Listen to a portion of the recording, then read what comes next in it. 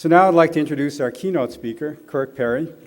And again, his bio is in the program, so I won't go through the detail, except to say that he had an incredible career at Procter & Gamble. Of course, Procter & Gamble is always recognized as one of the most admired companies, in the world. So Kirk had the work in Japan and in Korea. In his last position, he was head of the global family care business. They had names, products that you probably have at your house. Bounty, Charmin, Pampers, Love's. That was Kirk that was running that division. Well, Kirk was on track to possibly become president of Procter & Gamble, but he felt God's calling to come here to the Bay Area in Silicon Valley, and I know that he and his wife loved Cincinnati, but he answered that call. One thing that you won't see in Kirk's bio is that he grew up in poverty in Detroit. And I had a chance to listen online to a sermon he gave last week at Crossroads Church in Cincinnati, which, by the way, had 28,000 people that listened to it. And Kirk talked about growing up in poverty. His family was on welfare and aid-to-dependent care, couldn't even afford a baseball glove. But with people coming into his life and through God's grace, it really changed Kirk's attitude. And he's become a very, very generous man. And in the program, you'll see some of the organizations that he supports. Well, his wife Jackie is here as well. They have 4 children and make their home in Los Gatos. So please welcome Kirk Perry.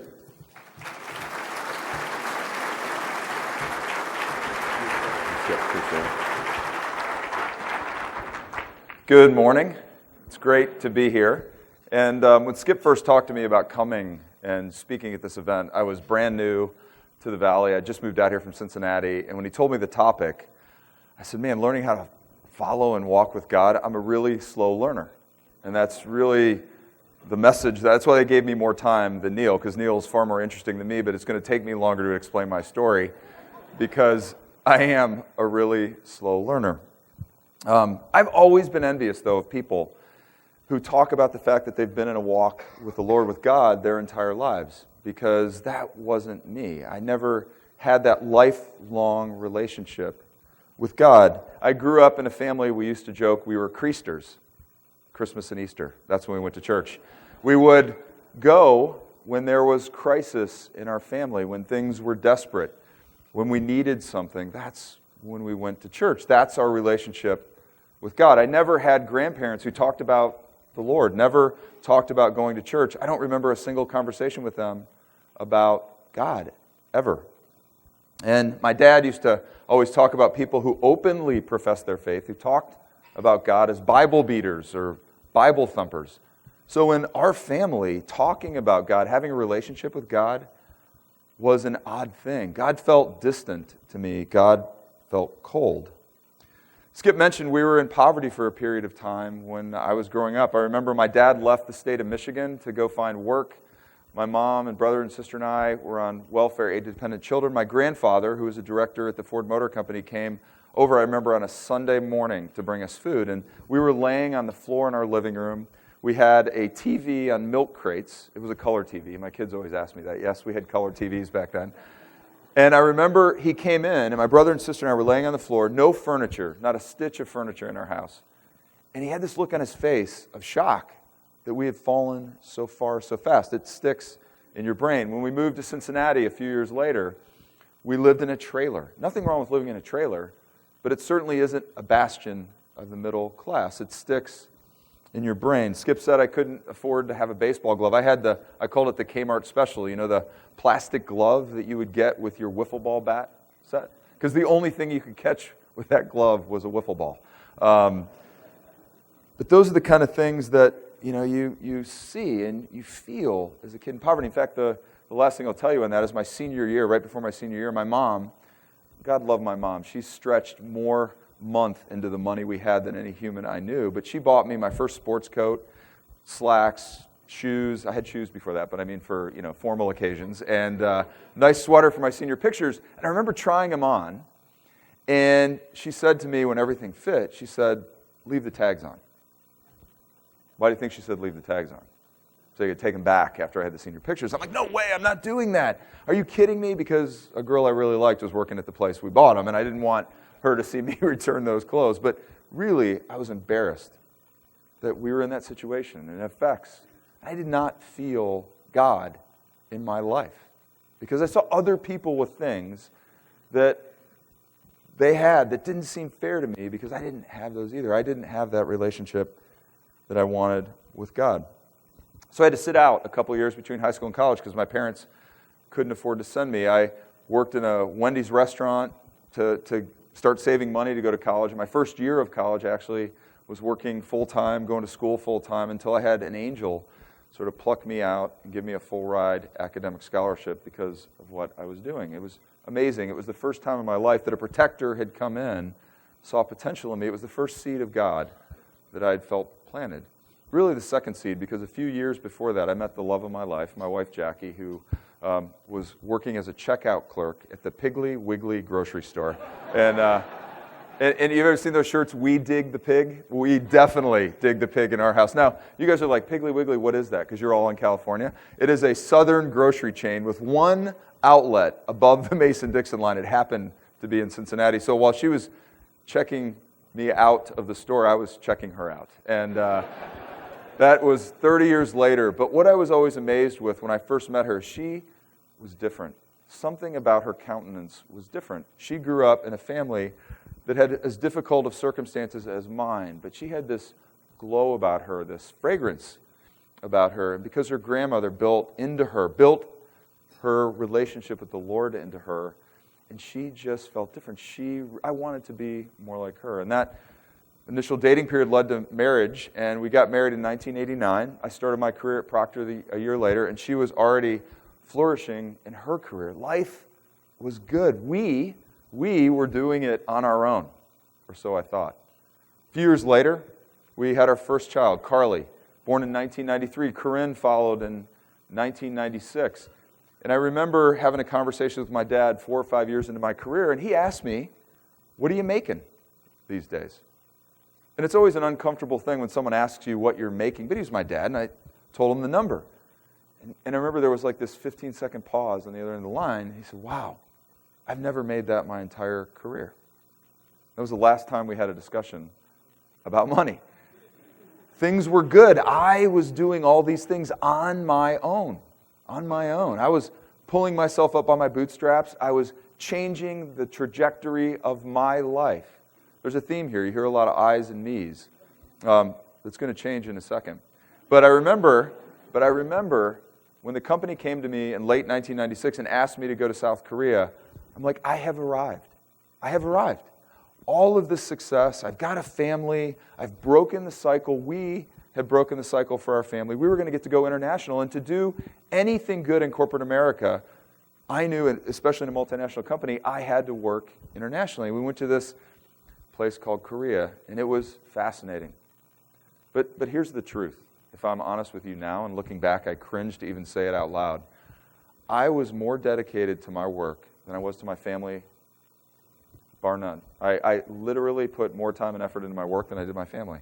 I remember I would leave for work before my girls would wake up, and I would get home after they went to bed. I was a part-time dad. I was a part-time husband. And I was way off track. But I didn't see that at all until we had a pretty dramatic wake-up call when I really learned about what following God looks like. We had come back in the summer of 1999. My wife did with the girls to spend time in Cincinnati. I happened to be back in New York for a meeting. I called her. She was going to meet me a couple days later. We're going to have a long weekend in New York before I flew back to Korea. And she spent the rest of the summer in Cincinnati and came home.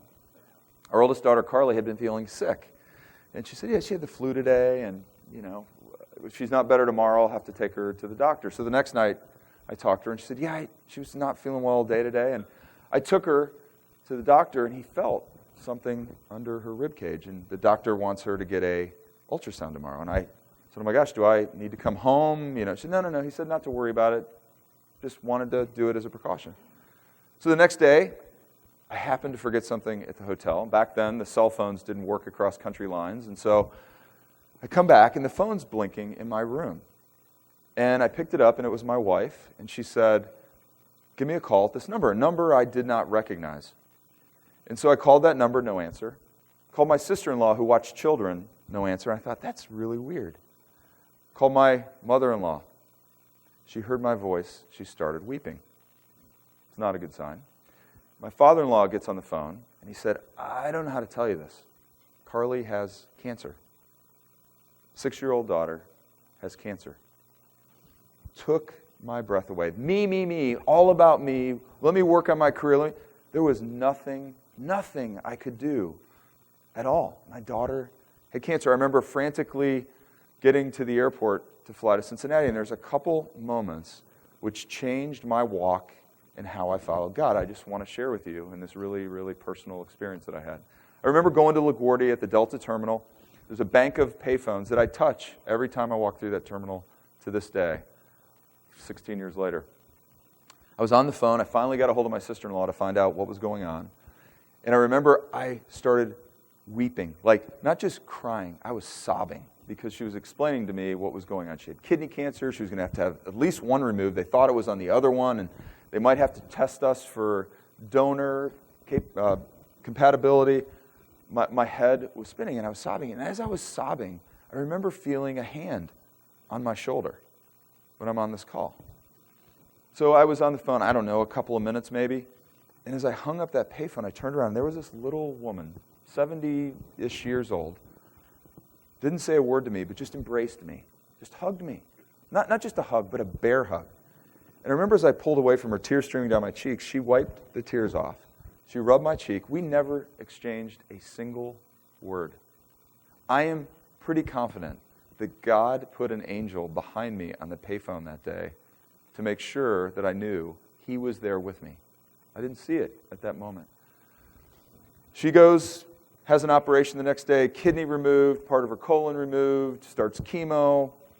A month later, and as part of that, I remember distinctly one other event in that hospital. I was walking down the hallway. There was a little girl propped up on her bed, and she had a brain tumor, and they were giving her this unique treatment where they had to put something in her skull to drip the chemo directly onto her tumor. And I was walking by her room, and I froze because it was so stark to see her sitting there, the whites of her eyes, with her eyes open, the whites of her eyes were fluttering because of her treatment. And as I was standing in front of her room, I remember, 15 to 30 seconds that I was there, I looked over to my left, and I saw something move. And it was her dad. Oh my gosh, I'm so sorry, I didn't mean to stare. I wasn't trying to stare. He's like, that's okay. And he got to know me a little bit. As we had this conversation, I looked down, and he had the Bible. And I said, I have to ask you, with that going on, how can you possibly believe that?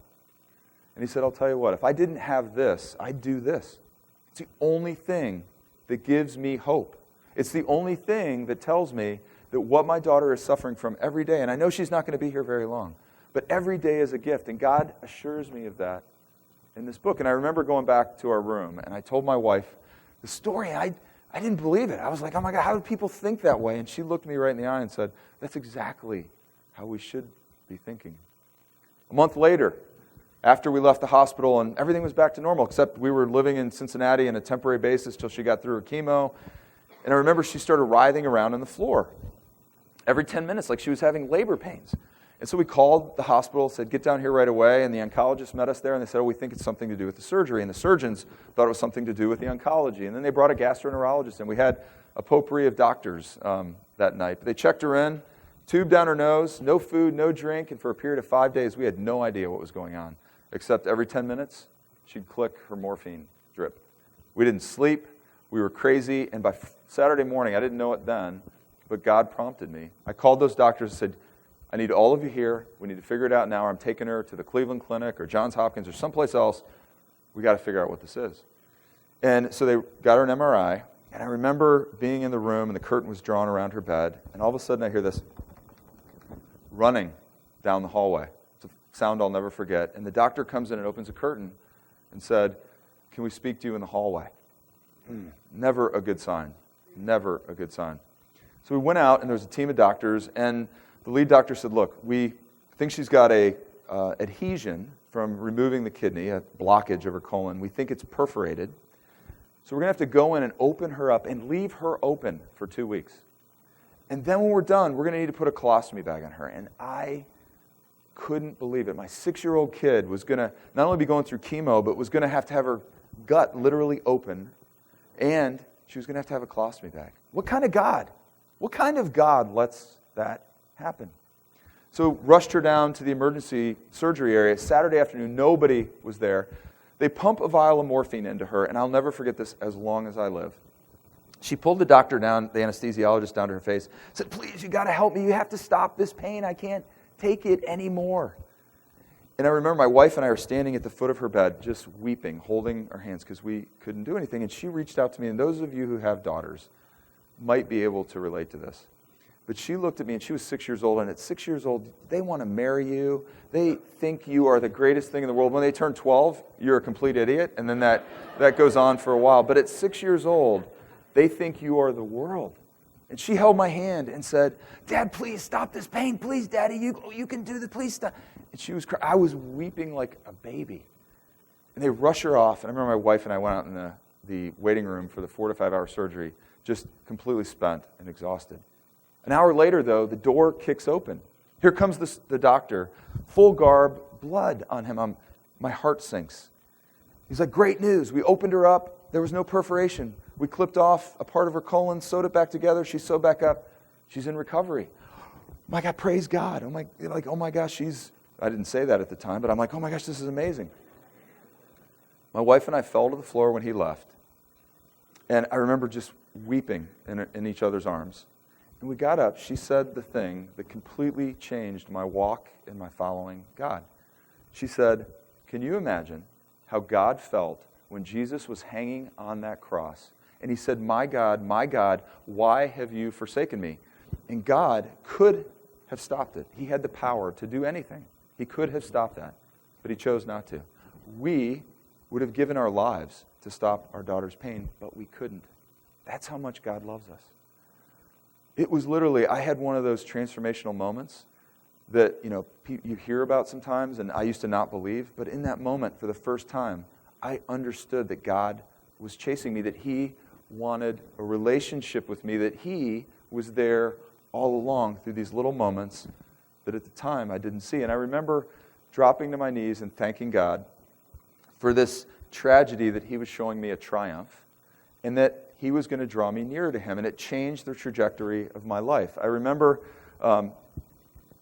saying, I am going to, when I get through this, I'm going to make sure I'm home for dinner when I'm in town. I'm going to make sure I coach the kids' sports. I'm going to make sure that I spend quality time with my wife and be the husband that God expects me to be, because I wasn't up until that point. And everything changed. Oddly, when I was more focused at work, when I was more on purpose at work, I actually skyrocketed through the organization. I was one of the youngest general managers and presidents in the company, not because I was any better than anybody else. I was just incredibly focused and on fire for God. Now, I didn't stand on a table and say, "I love Jesus," and this is all about the change. But I did do things like, I remember getting promoted to be a general manager, and I talked about these 4 change moments in my life, and one of them was my daughter's illness. And one of the things I said the first time I did this to my new organization with 300 people in the room, I said, I became a better follower, I became a better father, and I became a better husband. And I was in Japan at the time, and somebody came up to me and said, "What does it mean to be a follower?" It was interesting. It was one of the first time I witnessed publicly, and it created a conversation that I never would have had I not had a subtle profession of my faith. And I realized God was calling me to be workplace missionary, to be in a place where, just by the way I acted, that I was different, that people would look at me differently and ask, what's different about that guy? Why does he believe what he believes? And it creates incredible conversations. Back in 2013, it fast forward several years, but man, we were so planted in the city of Cincinnati once we got back from Japan. We had become heavily involved in this great place called Crossroads. We had incredible friends. We were in community groups. We were just on fire in that city. Our kids were happy. Our extended family was there. We were planted, we were growing, and we were content. Absolutely. And in 2013, previous CEO of P&G came back in, and I had a meeting with him, gave me a nice chunk of retention shares, told me I wasn't the next guy, but I was at the top of the list next. And things couldn't have looked better for me. But I remember all of a sudden I started having this nagging feeling, like, is this what God wants me to be? Does he want me to be the CEO of a company one day, like a Procter & Gamble? Does he want me to do so? I just had this nagging feeling. I couldn't explain it. So I came out to Google on actually a tour of Silicon Valley with my leadership team to get immersed in the tech industry and to see how they could inspire us to make some of those brands mentioned earlier a little bit better and create a different culture and so on. The very last meeting I had was with Google, and we had a meeting with one of the HR leaders. And in that meeting, she said, for example, the way we hire is we've had this most senior level position open for the last 18 months that we've ever had. We haven't hired for it yet because we haven't found the right person. And in a moment, and I call it a delusion of grandeur, I thought, well, she must be talking to me. I don't know why I thought that. I don't know why I thought that, honestly. But I remember like having this nagging feeling for a week. And so one night, it was literally a week later, and I had told Jackie, we were laying in bed, and I said, hey, I told her about the meeting. I said, I keep having this nagging feeling like I'm supposed to reach out to her and to, to follow up on this. And I mean, she listened, and she had her little bifocals on reading that night, the Bible, and she had, like, her eyes were over the top, and she looked over at me and said, well, she probably really doesn't know you, so it's probably you're just thinking this to yourself. And she has an amazing way to keep me humble. I have to say that publicly. But she said, if it's, if you feel like you're being nudged, you should reach out. So I did. But the second part of that, she said, well, even if there is something there is no way I'm moving to California. Famous last words, right? And so so the dance began, because I sent her a note, said, thank you for inviting us. Last line, oh, by the way, you had said something in the meeting, and here's what you said, and were you talking to me by chance? And I said, oh, by the way, if you weren't, please delete this and ignore that we ever met, because I didn't want anybody at P&G to find out about this. So sends me a nice note back and says, we heard you were perceptive, ... smiley face. So she was talking to me, so I wasn't completely crazy in that meeting. But then the process began, and I was torn. I honestly did not want to go. I said I was planted, I was growing, I was content in what I was doing. I felt like I was having a big impact in my city, felt like I was having a big impact in my faith community and my work. I felt, why do I have to have anything to do with moving out to the West Coast? And it's funny, when I tell people this story, they're like, seriously? Like, you're not moving to Sri Lanka, okay? You're moving to California. Like, oh, you're going from one great company to another great company. You're going from same job title to same job. Oh, it's really tough. Sorry, But it was, if you've ever felt God move in you and ask you to follow him in a way you weren't expecting, as Neil was talking about, it's tough. I don't care if it is in paradise. It's tough. Because we were so plugged into what we were doing, it was amazing. So I started to try to find ways to undo this. So I decided, I gave the message at Crossroads last May, June, I think, and I said, you know what, if they really want me, I'm gonna either freak them out or they're gonna want me more. I sent them a link to my message, to HR specifically. And I said, hey, this is who I am, this is important to me. If this is a problem, then I'm probably not the right fit.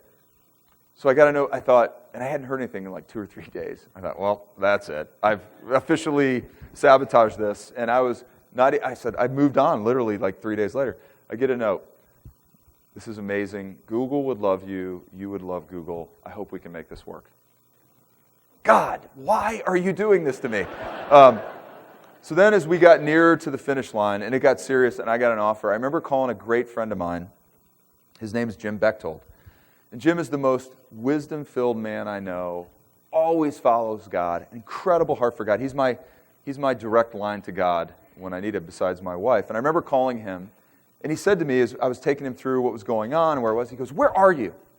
I said, I'm in my office. He goes, I want you to drop to your knees. I want you to raise your hands to God. So literally, I'm in my huddle room, on my knees, hands up to God. Just keep that image in your mind for a few minutes. So as he's praying, I have the phone on speaker, he's praying, he's like, God, Kirk has had this great opportunity, he went through this prayer, it was wonderful, and as I opened my eyes, I looked over, and I was in my huddle room that has a curtain that was open, number one. Number two, it was by a skywalk from my office that attached to the next building, and as I looked up, there were like 4 people doing this. And what was really funny is later on in the day, one of the guys came back and he said, I just wanted you to know, we weren't staring at you or anything, but we were thinking maybe you were injured, or that if you were praying, we thought maybe we should sell our stock in the company because you're praying in the middle of the day. And I thought that was one of the best parts of this whole journey. And so what Jim said, though, at the end of that call, he said, Kirk, he said, for some reason I have this picture in my mind. I just took my 16-year-old David skydiving for the first time. He said, most normal people tandem skydive. Like they go and they have somebody attached to them and they jump out of a plane and it's over. Not us. We decided we were going to go get certified for our first one. So we had to do 10 weeks of training. We had to pack our own chutes. We were there early in the morning. It was just David and I in this plane. We're packed up. We're ready to go. The plane gets to 14,000 feet. The door gets open. He said, I stood at the edge, and he said, my knees were shaking so badly, and I was gripping so tightly, and the jump master said, go. I couldn't go. He said, I'm shaking. I'm thinking, what kind of a man takes his 16-year-old son on a solo jump? And he said, all these thoughts are running through my mind. He said, I felt a hand on my shoulder. It was my 16-year-old son saying in my ear, Dad, we've trained for this, and God is going to be there to protect us. And he said, this sense of calm came over me, and he says, I jumped. And he said, it was the most beautiful thing I've ever done, because in that free fall, you see the splendor of God's creation. And it's amazing. And he said, hit my chute, float to the earth, and it was the most unbelievable time that I've had with my son in the longest time. What a memory. And he said, in a lot of ways, that's what faith is. It's standing on the edge of that plane, knees shaking, not sure what is going to happen when you take that leap. But he said, God's there like that umbrella to take you down. Parachute, sorry, not umbrella. That would not be good. But he said, God is there with that parachute to float you down to earth. And he said, Kirk, I feel like I had this picture in my head because God's asking you to step to that edge and to take a leap for him. He's got a plan for you. And I remember calling Jackie right after that call, and it's going to sound like I'm the biggest baby. I was weeping again. But we both wept, and we said, we're going. God has ordained us to go there. I don't know why. I still, 15 months later, am not exactly sure why. Maybe this is one of the reasons. I don't know. But it was interesting, the day that I punched that acceptance to Google, October 25th, I remember it like it was yesterday, I got a note. I was getting ready to go to bed that night, and I got a note from that contact at Google saying, oh my gosh, this is so great that you're doing this. I can't believe we've gotten this far. This is amazing. You're going to love it here. By the way, you haven't heard from me in a few weeks because our daughter, who's in college, was diagnosed with cancer. And she said, I don't know why I'm telling you this. I don't even know you that well, but I feel for some reason like I needed to share this with you because I know from the video that you sent that you and your wife have gone through a similar experience, and I don't know, maybe you can help us through this. I mean, I felt like God took that huge rubber stamp and just hit my passport to Google and said, well done, good and faithful servant, for following me. I mean, I felt like God affirmed me every single step of the way. And I can tell you my first year hasn't been the easiest year. At a senior level, to transfer companies in a totally different industry, it has been bumpy, if I'm completely honest. Family didn't move out here till the summer, so I commuted for 8 months. And my family, I always say, my family is like my oxygen. Not being around my family was one of the hardest things. And it's so odd for me to say that because 15 years ago, that wasn't the case, but they are. And I hated being away from them for that 8 months. We haven't really connected in a big way with friend groups yet. We haven't gotten our small group started.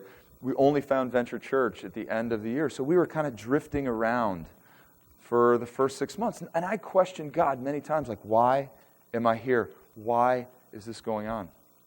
And I think God answered me about 3 weeks ago. So I get those calls that you hate to get. I was in the middle of a board call, and I kept getting a call from a 650 number. It was 3 different times early in the morning. I thought, who is this calling? So I called the number back. It was my doctor. I had some testing done, and I was diagnosed with cancer. Took my breath away. Fortunately, the kind of cancer I have is treatable, and it's operable. And so my surgery is on May 4th, and it was interesting as my wife and I met with the endocrinologist when he diagnosed me, and we were talking through the options, and he said, I had a swollen lymph node in my neck that has nothing to do with what they ultimately found. But he said if that wouldn't have stayed swollen for a year, so learning to some of the guys out here, don't let a swollen lymph node go on for a year, they found something else in the MRI, which is what led them to this. And he said the second thing is, the type of cancer you have, the very best doctors in the world, the trainers, are in the Bay Area.